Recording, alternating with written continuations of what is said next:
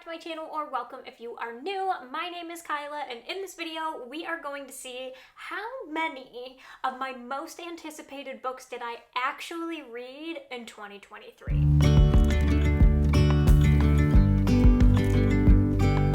Throughout the entirety of this year, I have done these videos quarterly where I let you know what my most anticipated books were of 2023. So I did one for quarter one, quarter two, quarter three, and quarter four. And today we are going to see how many of those books did I actually read. I think I actually did a really decent job at this.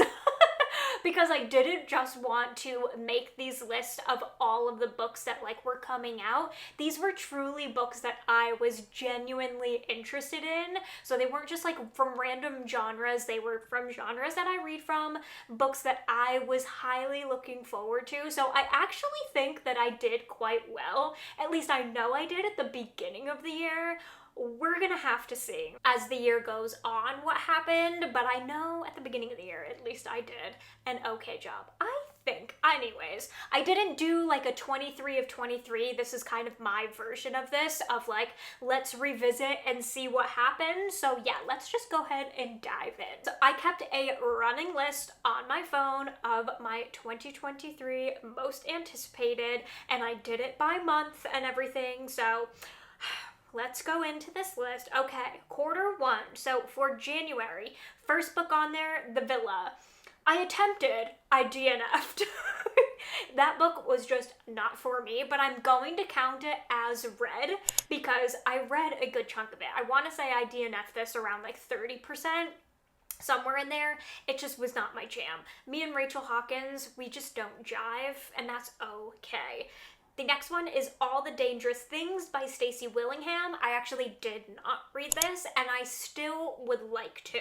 So it's gonna stay on my TBR. I've heard good things. I know it's probably not the most groundbreaking thriller, but I still heard good things, so I'm going to keep it on my TBR, but have not read it. Okay, maybe I didn't do as good as I thought, because the next one I haven't read either.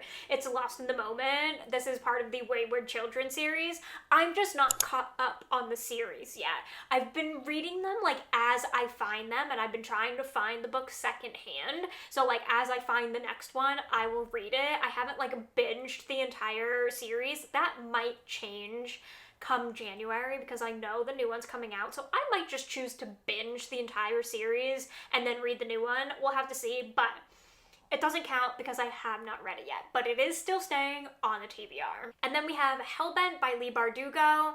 I DNF'd this one. Again, around 30%. I always like to give books a generous shot, but this one, I had a feeling going into it that I wasn't going to enjoy it because I did not enjoy Ninth House as much, but when I put it on this list, I hadn't read Ninth House yet, so I didn't know that. I'm still going to count it as read because I did attempt it and still made my way through 30%, but it was a DNF for me. And then we have The Things We Do to Our Friends by Heather Darwent, I believe is her last name. I didn't put it on here. I did read this one. I did not like this one. I did not like it at all, but I read it. And then we have What Lies in the Woods by Kate Alice Marshall. Read it and loved it. This was one of my favorite thrillers. I know it's getting mixed reviews, but I love Kate Alice Marshall's writing. I just love it. So I read it and loved it. Polarizing thought. How to Sell a Haunted House by Grady Hendrix. Read it, did not like it. My least favorite, well, I can't say that because I DNF'd the Final Girl Support Group, but next to the DNF, least favorite Grady Hendrix. Most disappointing. No, absolutely not. Then we have All Hallows by Christopher Golden. This one I did not read, and I don't have any interest in reading it anymore. I've heard nothing but horrible things about this book so far. From the writing, to the plot, to taking forever to get into, to there not really being a whole lot of satisfaction at the end of it, to it not really being in the right genre. So I love this cover so much. It's so disappointing because this cover is actually so stunning. I love it. I love the whole jack-o'-lantern vibe from it, but unfortunately didn't read it and I don't plan to. And then the last one for January is Finley Donovan Jumps the Gun.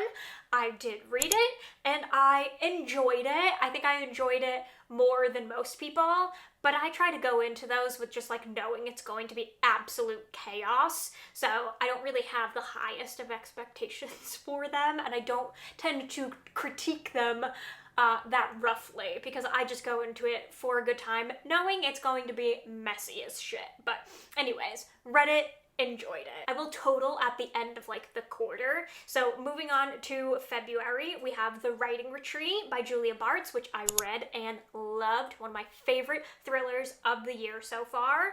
And then Immortality, A Love Story. This is the second in the A Love Story series. I don't even know if that's actually what the series is called, but the first one was Anatomy, A Love Story, and then we had Immortality. Read it, loved it. I don't know if I enjoyed it as much as the first one, but I loved the ending, and I think it was the perfect wrap-up to the duology. I wish there was going to be more. I cannot wait to see what Dana Schwartz does next, but I wish there was more. But I read it, and I loved it. There's only 2 books in February, so moving on to March, we have Vera Wong's Unsolicited Advice for Murderers. Read it, loved it. Thought it was so freaking cute, and I love found family, you guys know. So this one, stop. Adorable. The London Seance Society, read it, was okay. The Golden Spoon by Jessa Maxwell, read it, again, just okay. Actually, this one was a little bit disappointing. This was supposed to be like the Great British Bake Off, but murder, and it didn't really give that vibe at all, and it also was so slow, and way too detailed on every single freaking character. Anyways, read it, it was okay. A House with Good Bones by T. Kingfisher is the last one for March, and I read it and loved it. So, that's actually really good. Let's go ahead and count. So for read, I have 12 books, 2 of those being DNFs, and then for unread, I have only 3? That's really good, actually. Only 3 books, and then only 1 of them I am taking off of my TBR completely. So that's actually a really good start. Pat on the back for me. Yay. Okay, let's move on to quarter 2. So for April, we had The Last Heir to Blackwood Library. Read it. I enjoyed it, but this went rogue at the end, which I did not enjoy, so I gave it like a 3-star, I think. In the Labs of Puppets by TJ Klune. Read it. Loved it. I didn't think I was going to because robots, but I loved it. The audiobook, highly recommend. Mastering the Art of French Murder by Colleen Cambridge. Read it, was okay. It was just alright. This was like a Julia Child kind of cozy mystery-esque. It was just okay.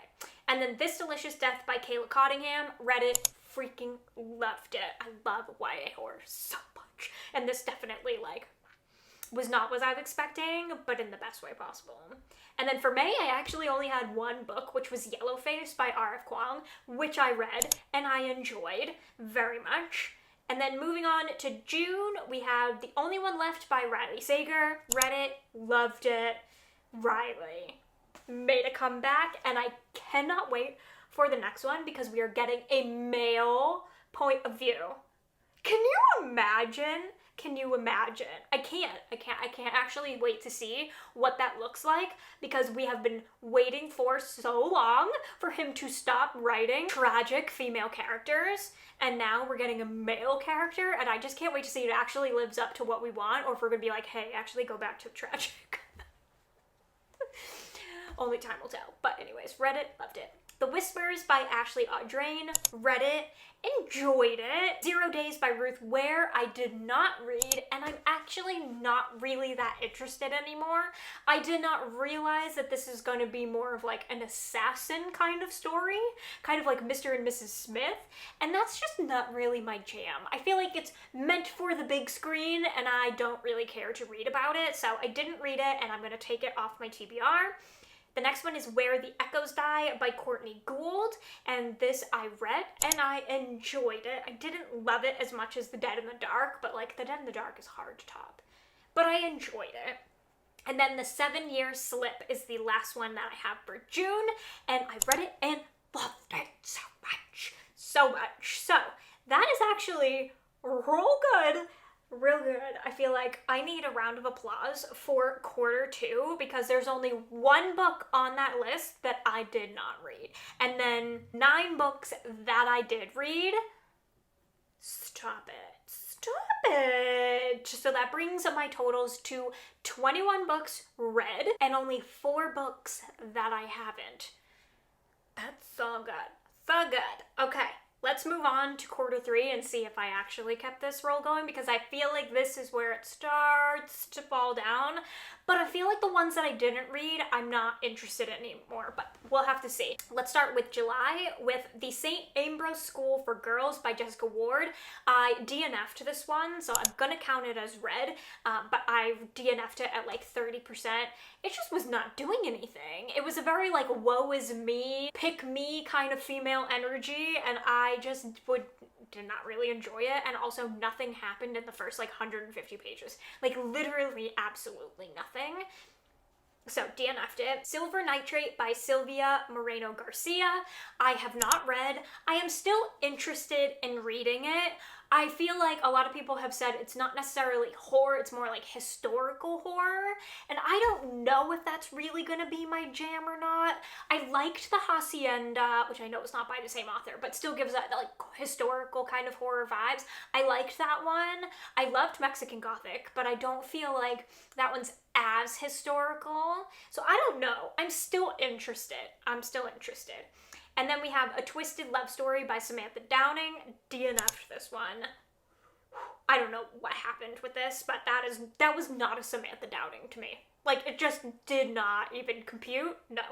And then the last one for July is Cutting Teeth by Chandler Baker, which I read, and it was okay. Not necessarily my favorite horror. It was goofy and like took a turn that I wasn't really expecting, so it was just alright. August, we have None of This Is True by Lisa Jewell, which I read and is like, oh my god, so good. One of my top favorite thrillers of the year for sure. Then we have Dark Corners by Megan Golden. This is the second in the Night Swim kind of series. I read it. It was okay. I didn't enjoy it as much as the Night Swim, but it was okay. Thorn Hedge by T. Kingfisher. I actually just read. I enjoyed it. I didn't love it, but I enjoyed it. This is going to be a really theme this month, apparently in August, because we have The Brothers Hawthorne by Jennifer Lynn Barnes, which I read, and it was just okay.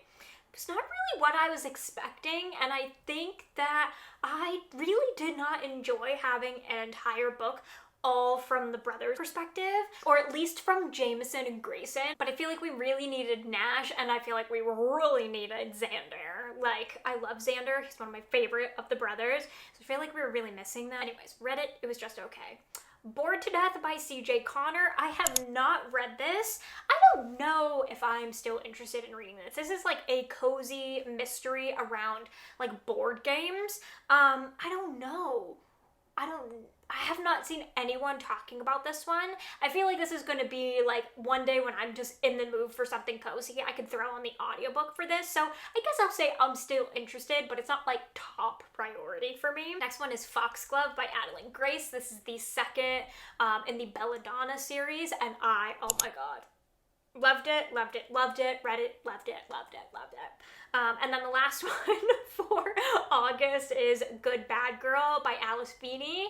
I did not read this one. This was actually a book troop pick, and I was planning on reading it, but after hearing so many like bad reviews and people just saying that it was not worth the read, I decided that it just wasn't worth my time, and so no, I did not read it, and I don't think I'm going to, unless for some reason someone changes my mind. But as of right now, that's a no for me. And then for September, we have Rouge by Mona Wad, which I read, and I do not have words. I don't have words. I can't tell you if I enjoyed it or if I hated it. Literally, I don't know. Black Sheep by Rachel Harrison. It's a bit of a disappointment for me, but I did read it. And then The Last Devil to Die, which is the 4th in the Thursday Murder Club series. Have not read it because I am still working my way through the rest of the series. So I put it on here thinking that I would have read the rest of the series by now, but I didn't. I plan on doing it in December. So we're gonna rectify that situation, but I haven't read it yet. And then The Fragile Threads of Power by V.E. Schwab being the last one in September. I have not read it. I know this takes place in the same universe as one of her other series. I think it's A Darker Shade of Magic, which I plan on reading that book this month. Probably not the whole series this month, but the first book. So if I enjoy it, then I will continue this one, but I had to put it on there. It's V.E. Schwab. I had to. Okay, I had to. So, haven't read it yet, but I do still plan on getting around to it maybe someday. So let's see where that totals me at the end of quarter 3. We have 10 books that I did read, so if my math is correct, that puts me at 31 books read, and then 5 books that I did not read, which is my most so far. So I think that puts me at 9 unread, which, like, the ratio here, I'm quite proud. So let's move on to quarter 4 and see if I can keep my streak going. I feel like this one, because we're still in it, some of these I have not read yet, but let's go. So October, we have Starling House by Alex E. Harrow. Read it.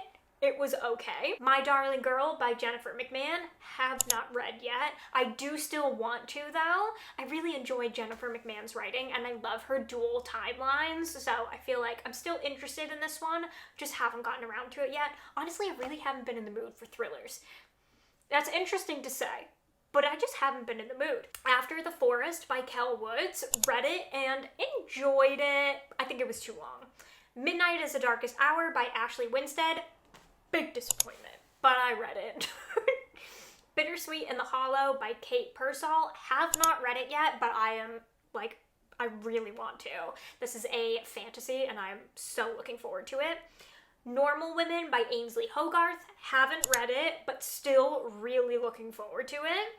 And then we have The Night Housekeeper by Laura Senft. This is the second to The Clackety, which is a middle grade, and it's very Tim Burton-esque. This is the second one in the series. I have not read it yet, but I still would really like to. And then the last one for October is All That Consumes Us by Erica Waters. This is a YA dark academia. I read it and it was okay. It's like the theme as the months went on is the books just got okay. Don't know what happened this year. I really don't. But anyways, let's move on to November. But there's only a few left for the whole year because I really didn't have that many books that I was like highly anticipating this back half. So we have Bookshops and Bone Dust by Travis Baldry. Read it. Amazing. Loved it. Brought me out of my reading slump. Thank goodness. Iron Flame by Rebecca Yarros. Read it. Enjoyed it, kinda, sorta. I think I enjoyed it more than a lot of people did because I enjoy more of the world building and that kind of thing. Although that was very shaky and very confusing, I feel like, a little bit. And I'm less here for like the love triangle and the love bits of it. So I feel like I have a very different opinion. It's not the best writing, but like, it is what it is, okay? But I've read it, okay? And then we have Veronica Ruiz, Break the Bank. This is like a little novella in the Finley Donovan world. This is from Vero's point of view, and we get like Vero's backstory. I have not read it yet, but I still want to. I have the audiobook on hold at my library, so when it comes off, I'll listen to it, but still interested. And then we have Heartstopper, Volume 5. Have not read it yet, but oh, am I still looking forward to that. Cannot wait. And then The Mystery Guest by Nita Prost. This is the second in the Maid series. So The Maid was the first one, and then The Mystery Guest is the second one. I have not read it yet. I still want to. I really like being in this world and like in this hotel and following, I can't remember her name, but our main character, I really loved her. So, still looking forward to that one. And then the only book that I had in December that I'm most looking forward to hasn't come out yet. So, I haven't read it obviously because it hasn't come out. And that is Ruthless Vows by Rebecca Ross. This is the second to Divine Rivals. Loved Divine Rivals, but I haven't read it yet. So, we have 6 books that I did read from quarter 4. So I think that puts me at 37 if I'm doing math. I'm doing this in my head as we go along. So like, the numbers on the screen might reflect differently. But 37, I believe. And then 7 books that I didn't read. That is the most. That is the most. Although one of them isn't out yet, so, you know, here nor there. But I'm still going to count it as 7 books that I haven't read yet. Actually, I lied. 8 books. 8 books I haven't read yet. I think that puts me at 17 books unread total. I'm gonna go ahead and just do the math here real quick and we'll come back at you with like an actual total. Okay, so overall, I kind of have to toot my own horn here because I actually slayed this list, okay? So we have 37 books read total, and of those 37, only 4 of them were DNFs. That's a lot. That's a lot. And then we have 17 unread, and of those 17 unread, 3 of them are not on my TBR anymore. Like, I'm no longer interested. I took them off my TBR. So, I mean, that's really good. I'm actually really proud of that, especially because a lot of those ones that I haven't read yet are like towards the end of this list, like just came out within the last few months or so. Kyla, way to go. So, I guess round of applause for me. You'll definitely have to let me know how you did with your most anticipated books. Did you read a lot of them? Are a lot of them uninteresting to you anymore? Did you do a 23 of 23 and how did you do with that list? I would love to hear it. I also plan on doing a video of me reviewing like my yearly reading goals, so definitely stay tuned for that. If you enjoyed this video, be sure to give it a thumbs up. Do not forget to subscribe if you are not already. Turn on the bell so you never miss a video, and I will see you in my next one. Bye! With you and I, the future